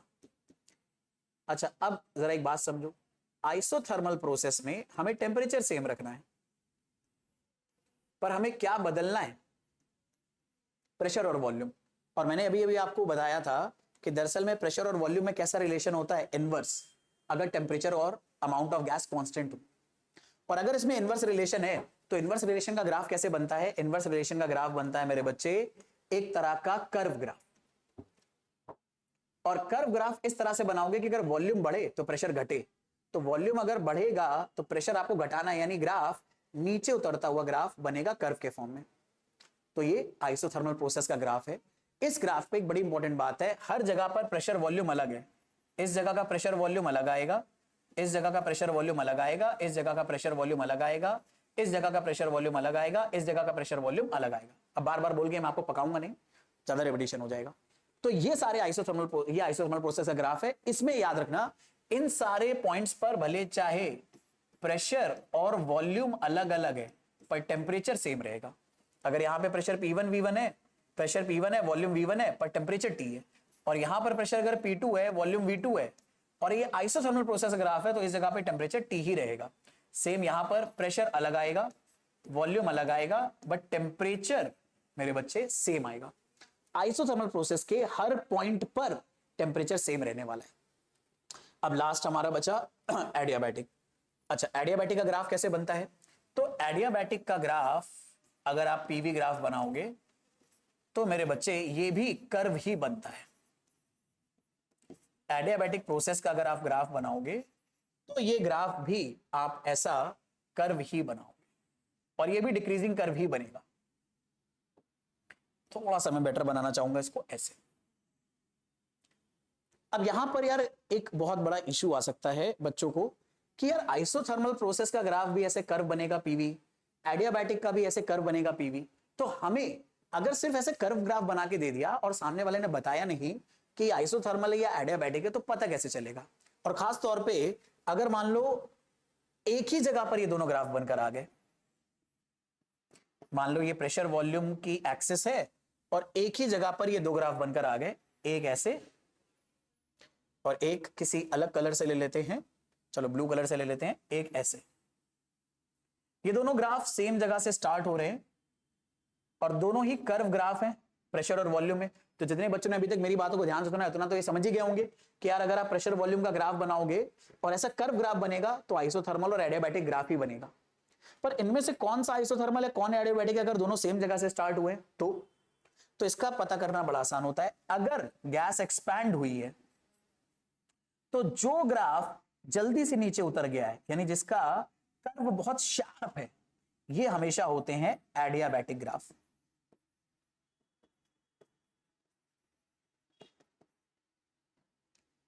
और जिनका कर्व धीरे धीरे उतरा है, जो ज्यादा शार्प टर्न नहीं ले रहे, धीरे धीरे टर्न हो रहा है, ये होते हैं isothermal.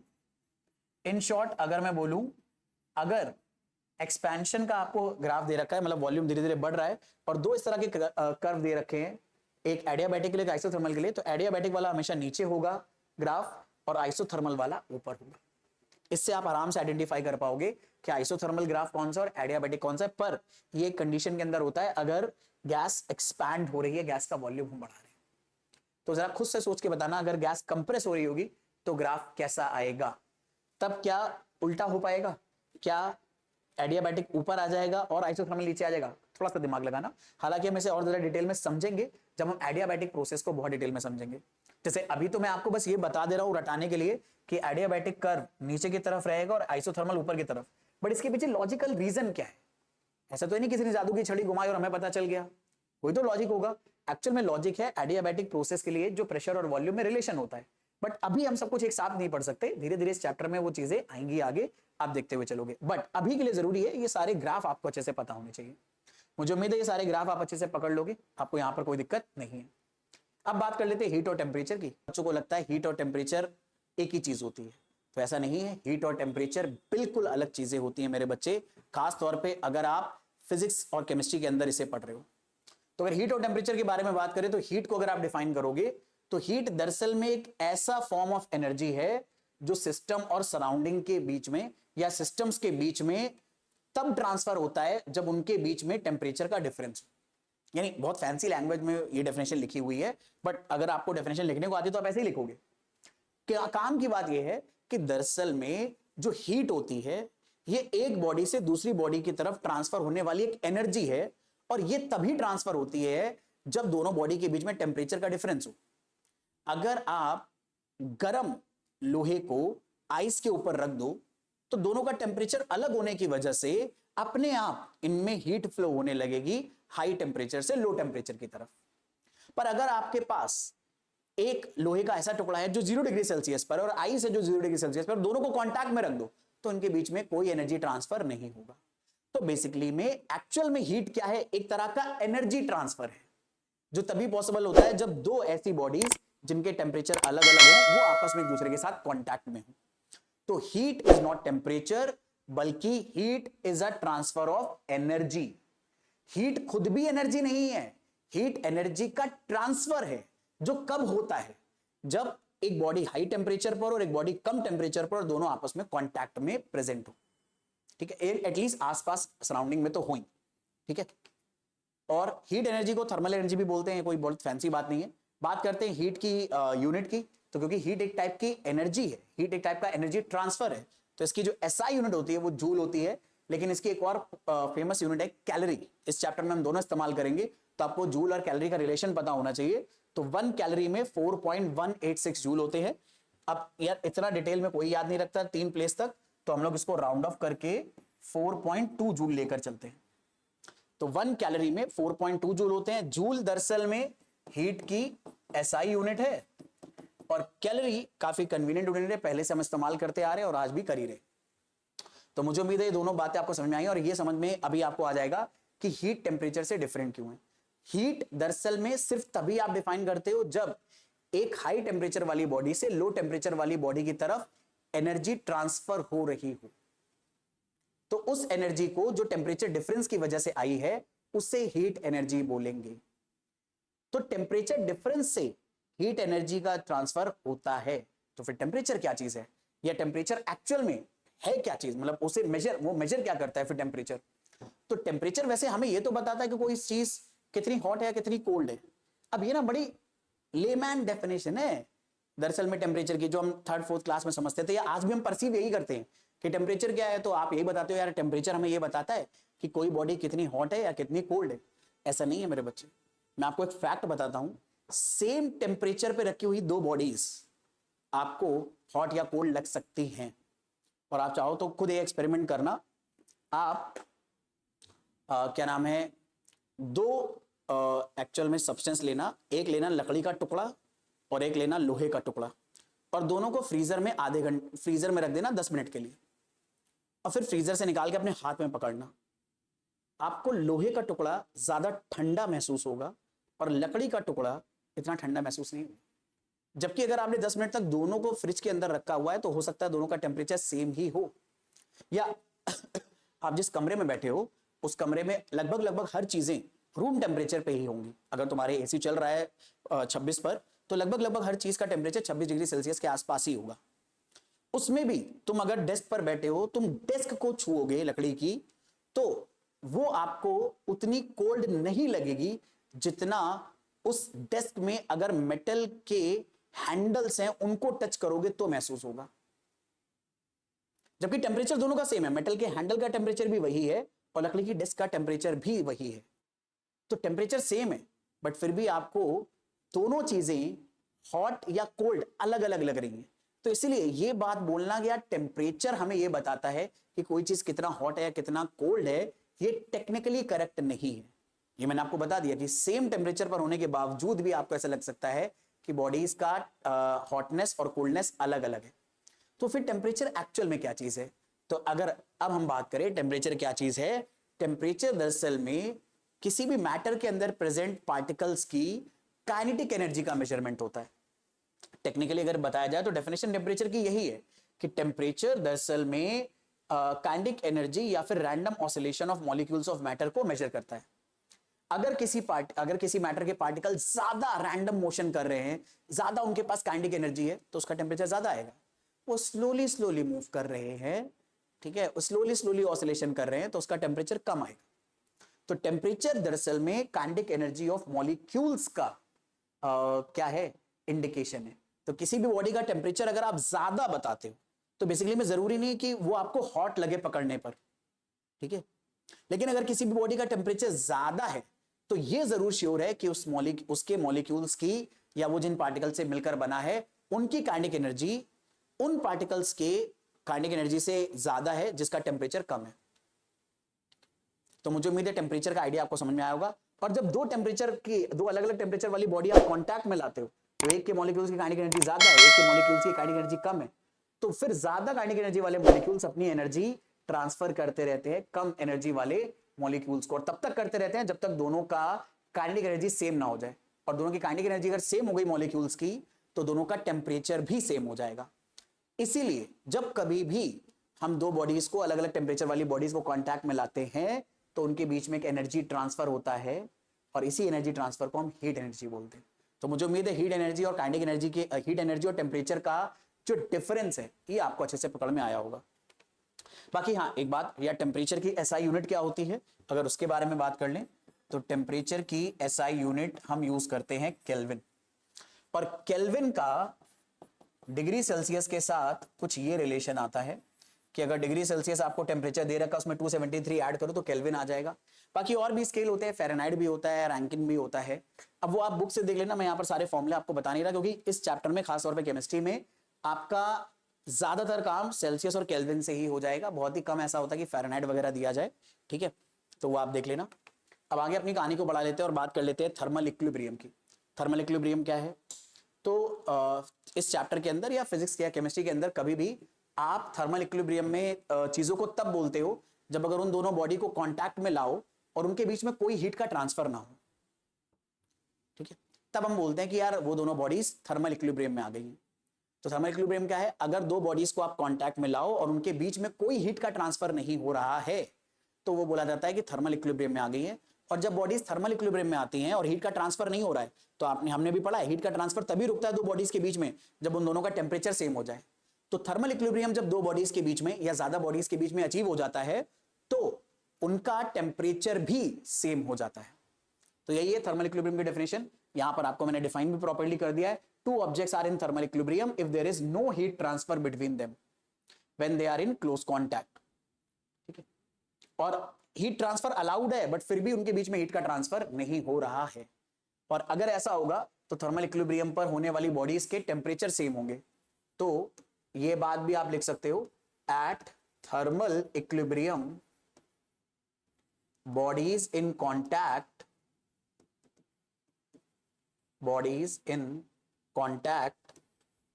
have same temperature।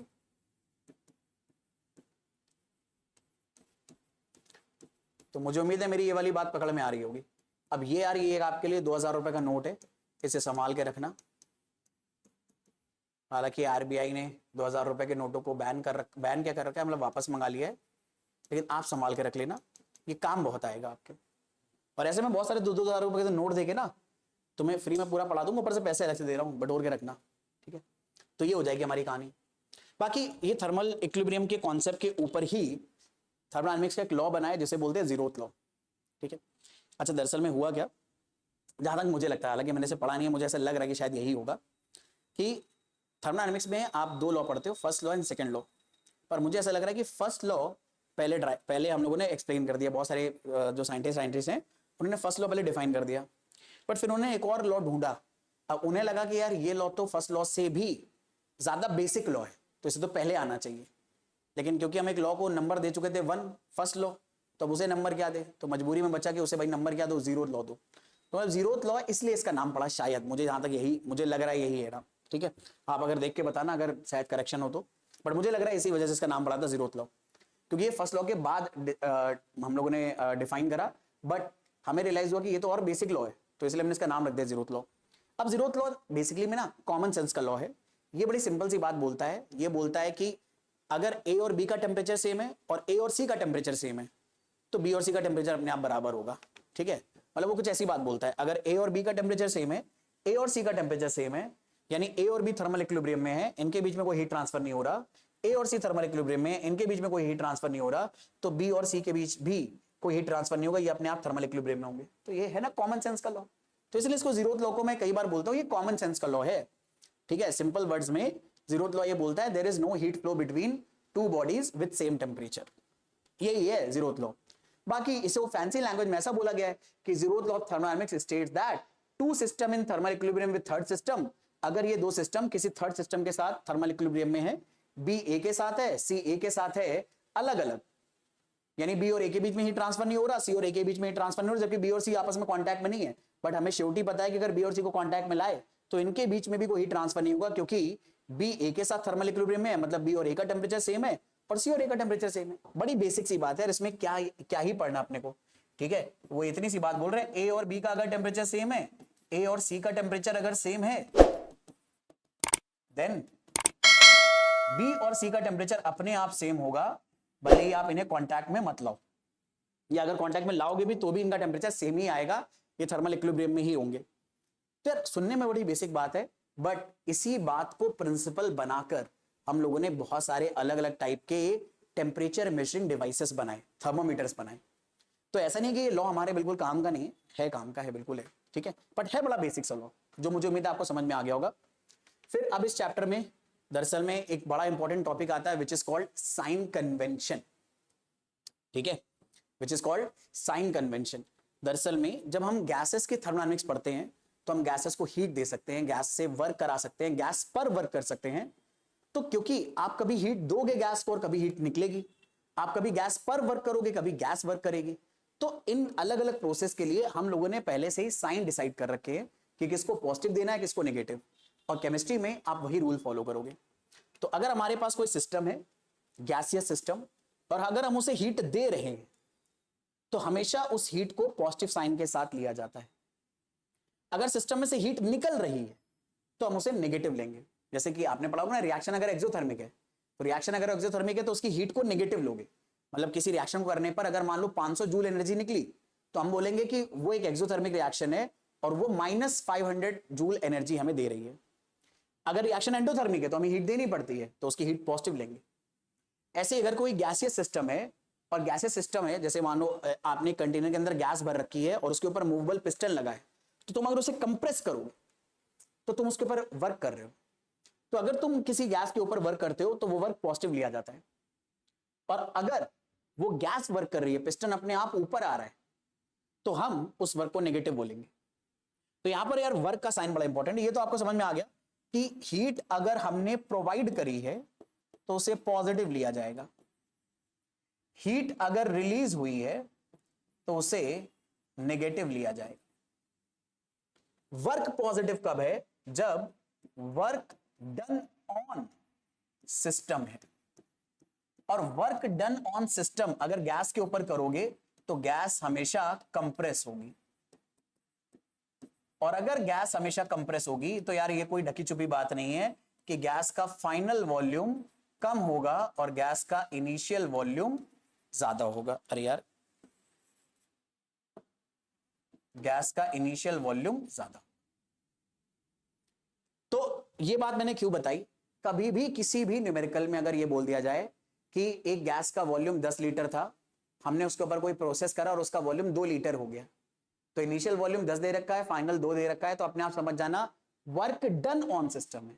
Initial volume अगर ज्यादा है, फाइनल वॉल्यूम अगर कम है, तो वो हमेशा दरअसल में वर्क डन ऑन सिस्टम है, और वर्क डन ऑन सिस्टम हमेशा कैसा लेना है? पॉजिटिव लेना है। और नेगेटिव वर्क क्या हो जाएगा? वर्क डन बाय सिस्टम हो जाएगा, यानी यहां पर गैस वर्क करेगी, और जब गैस वर्क करेगी तो यहां पर गैस एक्सपैंड होती है, और अगर गैस एक्सपैंड हो गई तो इसका फाइनल वॉल्यूम ज्यादा आएगा और इनिशियल वॉल्यूम गैस का कम आएगा। ये दरअसल में तुम्हारे लिए सुपर मोस्ट इंपॉर्टेंट बात है, या भयंकर मोस्ट इंपॉर्टेंट बात है, बीएमआई बात है, कि नेगेटिव वर्क को पहचानने का तरीका क्या होता है कि फाइनल गैस का वॉल्यूम ज्यादा और गैस का इनिशियल वॉल्यूम कम है, क्योंकि गैस एक्सपैंड हुई है। और पॉजिटिव वर्क को पहचानने का आइडिया क्या है कि भैया ये भी बीएमआई बात है, बैंकर मोस्ट इंपॉर्टेंट, कि फाइनल वॉल्यूम कम है और इनिशियल वॉल्यूम ज्यादा है। तो इन्हें मैं डब्बों में डाल दे रहा हूं, इन्हें याद रखना। या फिर ये भी बात याद रखना, अगर कहीं पर न्यूमेरिकल में ये बात मेंशन है कि गैस एक्सपैंड हो रही है तो मतलब वर्क डन बाई गैस है तो वर्क नेगेटिव होगा अगर वर्क हो रहा है तो, और अगर कंप्रेशन ऑफ गैस है तो वर्क डन ऑन सिस्टम है, वर्क हमें पॉजिटिव लेना है। अब वर्क का कोई ना कोई मैग्नीट्यूड आएगा, 200 जूल 500 जूल ऐसा कुछ भी, लेकिन ये वर्क अगर ऑन सिस्टम है तो पॉजिटिव और अगर वर्क डन बाई सिस्टम है तो नेगेटिव। हीट सप्लाइड करी आपने सिस्टम को तो पॉजिटिव और हीट रिलीज हुई तो नेगेटिव। ये साइन कन्वेंशन याद रखना। अच्छा फिजिक्स में इसका उल्टा होता है भाई, ठीक है। अच्छा फिजिक्स में हीट में उल्टा नहीं होगा, वर्क में बस उल्टा होता है, ठीक है। तो फिजिक्स आप फिजिक्स में देखना, यहां पर कोई अभी डिस्कशन नहीं कर रहे, ठीक है। चलो आगे बात कर लेते हैं। अच्छा कई बार बच्चों के मन में डाउट आता है फिजिक्स में उल्टा क्यों है। दरअसल में फिजिक्स में इसलिए उल्टा, मैं चलो बता देता हूं। फिजिक्स में इसलिए उल्टा है क्योंकि दरअसल में जब आप फर्स्ट लॉ ऑफ थर्मोडायनामिक्स पढ़ोगे तो फिजिक्स में अलग पढ़ते हो और केमिस्ट्री में अलग पढ़ते हो। फिजिक्स में आप पढ़ते हो, सॉरी केमिस्ट्री में पढ़ते हो delta U is equal to Q plus W, ये फर्स्ट लॉ है थर्मोडायनामिक्स का केमिस्ट्री में। और जब फिजिक्स में पढ़ते हो तो आप पढ़ते हो Q is equal to delta U plus W. बस इसी फॉर्मूले के डिफरेंट होने की वजह से W का साइन डिफरेंट हो गया है। अब देखो फिजिक्स वालों ने क्या करा, उन्होंने W को डेल्टा यू के साथ जोड़ा और हम लोगों ने क्या करा, Q को W के साथ जोड़ दिया। कायदे से मैप तो ये बोल रही है कि W को अगर उधर भेजोगे डेल्टा यू के साथ तो उसका साइन बदलेगा, पर हमने तो बिना साइन बदले ऐड कर दिया। तो अगर हमने यहां पर इक्वेशन में साइन नहीं बदला तो मजबूरी में यहां पे साइन को उल्टा करना पड़ेगा। तो इसीलिए फिजिक्स में हम उल्टा बोलते हैं, वर्क डन ऑन सिस्टम को नेगेटिव और वर्क डन बाय सिस्टम को पॉजिटिव। हीट का साइन डिफरेंट नहीं है, दिक्कत तो इस डब्ल्यू ने करी है ना कि हमने इसको गलत, जब उधर भेजा हमने या फिजिक्स वालों ने उधर भेजा तो उन लोगों ने भाई साहब माइनस साइन का इस्तेमाल ही नहीं करा। माइनस साइन इस्तेमाल कर लेते तो सारा जो हमारा कन्वेंशन है वो मैट सेम रह जाता, इसीलिए तो ये दिक्कत हुई है। तो मैंने आपको इसका रीजन भी बता दिया, बहुत सारे बच्चों को इसका कई बार रीजन नहीं पता चलता, अपने आप से ढूंढते हैं, टाइम वेस्ट होता है, तो ये रीजन बता दिया मैंने। फर्स्ट लॉ ऑफ थर्मोडायनामिक्स दोनों में अलग अलग है। हमारे लिए क्योंकि इंटरनल एनर्जी मैटर करती है तो हमने डेल्टा यू के टर्म में बताया, फिजिक्स में हीट ज्यादा मैटर करती है तो उन्होंने क्यू के टर्म में बताया। और दिक्कत क्या होगी, डब्ल्यू को भेजते टाइम हमने साइन नहीं बदला, साइन डब्ल्यू का अगर फॉर्मूले में नहीं बदला तो मजबूरी में यहां बदलना पड़ गया, उल्टा करना पड़ गया। वर्क जहां पर केमिस्ट्री में पॉजिटिव है फिजिक्स में नेगेटिव लेना पड़ेगा, क्योंकि अगर उसे आप भेजोगे उस तरफ और माइनस में आएगा तो माइनस माइनस मल्टीप्लाई हुए अपने आप प्लस बन जाएगा, तो चीजें बैलेंस आउट हो जाएंगी। तो ये रीजन था, तो ये मैं हटा दे रहा हूं, ये हमारे काम का नहीं है, ताकि आप नोट्स क्लियर और अच्छे से बना पाओ। मुझे उम्मीद है यहां तक तो अपनी बातें क्लियर हो गई हैं। अब अपनी कहानी को आगे बढ़ाते हैं। अब वर्क डन बाय गैस निकालेंगे कैसे, गैस ने कितना वर्क करा ये कैसे पता चलेगा। तो गैस का वर्क निकालने का बड़ा सिंपल तरीका है।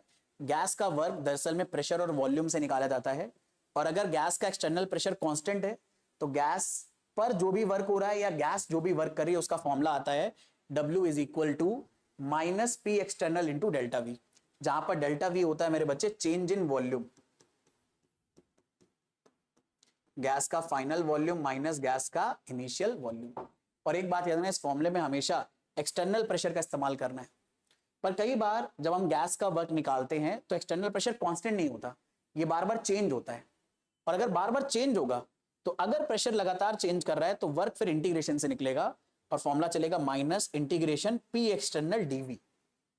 तो अगर अगर प्रेशर लगातार चेंज हो रहा है तो इंटीग्रेट करके निकालोगे, प्रेशर कांस्टेंट है तो आप सीधे एल्जेब्रिक फॉर्मूला लगा दोगे minus P external delta V, और डेल्टा वी है V final minus V initial. अच्छा माइनस क्यों लगाया है, साइन कन्वेंशन की वजह से, क्योंकि देखो अगर गैस एक्सपैंड हुई, ठीक है, गैस अगर एक्सपैंड हुई तो फाइनल वॉल्यूम ज्यादा होगा, इनिशियल वॉल्यूम कम होगा, और फाइनल वॉल्यूम ज्यादा है इनिशियल वॉल्यूम कम है तो ये वैल्यू पॉजिटिव आएगी, प्रेशर पॉजिटिव होता है, पॉजिटिव पॉजिटिव नंबर मल्टीप्लाई करोगे तो वर्क पॉजिटिव आने लगेगा। पर केमिस्ट्री में तो हम क्या बोल रहे हैं कि अगर गैस एक्सपैंड होगी तो वर्क नेगेटिव होना चाहिए, तो इसलिए ये माइनस साइन हमने जुगाड़ लिया है। ऐसे यहां पर भी तो माइनस साइन बस साइन कन्वेंशन के लिए लगाया है ताकि हमारे आंसर सही साइन के साथ आए। बाकी यहां पर क्योंकि आप प्रेशर और वॉल्यूम को मल्टीप्लाई कर रहे हो तो प्रेशर के हम कॉमन यूनिट लेते हैं एटीएम और वॉल्यूम के लेते हैं लीटर, तो यहां पर जो वर्क की यूनिट आएगी वो कॉमनली आपको देखने को मिलती है लीटर एटीएम, क्योंकि वॉल्यूम को अक्सर आप लीटर में लोगे और प्रेशर को अक्सर आप एटीएम में लोगे, पर वर्क की यूनिट तो जूल होनी चाहिए एसआई में, तो लीटर एटीएम का जूल के साथ कोई रिलेशन होना चाहिए। तो ये रिलेशन भी याद रखना कि 1 लीटर एटीएम में 101.3 जूल होते हैं, 1 लीटर एटीएम में 101.3 जूल होते हैं। तो लीटर एटीएम यूनिट को जूल में कन्वर्ट करने में ये फॉर्मूला आपकी बहुत ज्यादा हेल्प करेगा। अब ये फॉर्मूला आया कहां से, कौन से, भाई ऐसा तो था नहीं कि यार थर्मोडायनेमिक्स डेवलप करने वाले साइंटिस्ट क्या नाम है, रोड पे घूम रहे थे, बाजार में टहल रहे थे और बागों में घूम रहे थे, अचानक से ऊपर से किताब गिरी एनसीईआरटी की, उसमें उन्होंने देखा थर्मोडायनेमिक्स का चैप्टर खोल के, उसमें लिखा था वर्क का फॉर्मूला कांस्टेंट प्रेशर पे होता है minus P external into delta we. वाह, हम भी लिख देते। ऐसा तो हुआ नहीं, उन्होंने तो कोई कॉन्सेप्ट लगाया होगा ना, तो इसका फटाफट डेरिवेशन देखते हैं कि यार डेरिवेशन है कैसा इसका। तो बड़ा सिंपल सा है, हम लोग एक सिचुएशन ले रहे हैं, इस सिचुएशन में हमने एक सिलेंडर के अंदर एक मूवेबल पिस्टन लगाया हुआ है, अभी हम इसकी लेंथ मान ले रहे हैं एल आई, इसके ऊपर से आपने एक एक्सटर्नल प्रेशर लगाया जो कि कांस्टेंट है, और इसने इसके अंदर जो गैस भरी थी उसको थोड़ा सा कंप्रेस कर दिया, और अब फाइनल लेंथ हो गई इसकी एल एफ। इस सिलेंडर की पहले फाइनल इनिशियल लेंथ थी एल आई, बाद में फाइनल लेंथ हो गई एल एफ। यहां तक तो मुझे उम्मीद है कोई दिक्कत कोई परेशानी नहीं है। तो यहां पर अगर आप नोटिस करो तो इस गैस का वॉल्यूम हमारे पास पहले रहा होगा कुछ वी आई और बाद में रहा होगा कुछ वी एफ। ये जो पिस्टन है इसका कुछ ना कुछ हमारे पास क्या होगा, क्रॉस सेक्शन एरिया होगा। लेट्स से ये क्रॉस सेक्शन एरिया ए है, ऐसे यहां पर भी क्रॉस सेक्शन एरिया होगा। अब ये क्योंकि पिस्टन सेम ही है तो इसका भी क्रॉस सेक्शन एरिया क्या होगा, ए। तो आप देखते हैं कि अगर इस एक्सटर्नल प्रेशर से हम लोगों ने अगर हम लोगों ने इस पिस्टन को दबाया और गैस को कंप्रेस करा और गैस का वॉल्यूम थोड़ा सा कम हो गया, तो इस वॉल्यूम को कम करने में कितना वर्क करना पड़ा। तो यार वर्क का फॉर्मूला अपने को क्या पता है, वो तो पता है फोर्स इनटू डिस्प्लेसमेंट। आ जाओ भाई, फोर्स इनटू डिस्प्लेसमेंट लगाए, तो यहां पर फोर्स कितना लगा, तो भाई फोर्स अगर आप ध्यान से देखो तो फोर्स नहीं लगा, यहां तो प्रेशर लगाया हमने, पर प्रेशर इनटू एरिया क्या होता है, फोर्स। तो बेसिकली में फोर्स क्या आ जाएगा, एक्सटर्नल प्रेशर इनटू एरिया। और डिस्प्लेसमेंट कितना हुआ, अरे भाई पहले पूरी लेंथ थी एल आई और बाद में एल एफ, तो डिस्प्लेसमेंट कितना हुआ, L I minus L F. तो डिस्प्लेसमेंट आप ले लो L I minus L F. अब एक काम करते हैं, इस एरिया को इन दोनों में मल्टीप्लाई कर देते, तो ये आ गया area into L I minus area into L F. एक काम करते हैं इसमें से माइनस और कॉमन ले लेते हैं, तो ये आ गया ए एल एफ पॉजिटिव और ए एल आई नेगेटिव। अब ए एल एफ क्या है जरा ध्यान से देखो, ए है इस सर्किल का क्रॉस सेक्शन एरिया और एल है इस सिलेंडर की लेंथ एल आई। तो यार इस सर्किल के एरिया से अगर आप इस लेंथ को मल्टीप्लाई करोगे तो सिलेंडर का वॉल्यूम आ जाएगा। भाई याद करो यार, सिलेंडर का वॉल्यूम क्या होता है, पाई आर स्क्वायर एल होता है। अगर हाइट है तो एच और लेंथ है तो एल, तो ये पाई आर स्क्वायर क्या होता है, इस सर्किल का एरिया ही तो होता है। तो यानी बेसिकली आप चाहो तो क्या लिख सकते हो, एरिया इंटू लेंथ। तो ये ए इंटू एल एफ क्या होगा, ए इंटू एल एफ क्या होगा, ये फाइनल वॉल्यूम।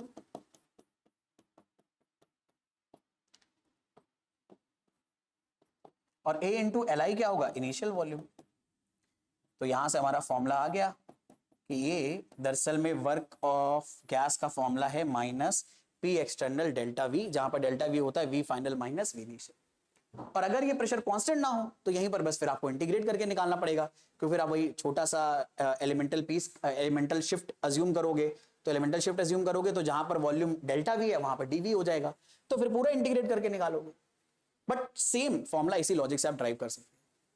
यार कभी भी वर्क के लिए अगर फॉर्मूला निकालना है गैस के लिए तो आप ये फॉर्मूला एग्जीक्यूट करोगे, कांस्टेंट प्रेशर के लिए ये रहेगा और वेरिएबल प्रेशर के लिए ये रहेगा, और यहां पर इंटीग्रेशन आपको लिमिट्स के साथ या according to the problem solve करना होगा। ये हम लोग आगे करेंगे, बट आपको पता होना चाहिए। और यूनिट याद रखनी है, अगर प्रेशर एटीएम है वॉल्यूम लीटर में है तो यूनिट आएगी वर्क की लीटर एटीएम, बट अगर आप जूल में प्रॉब्लम सॉल्व कर रहे हो तो 1 लीटर एटीएम को जूल में कन्वर्ट करना है 101.3 जूल।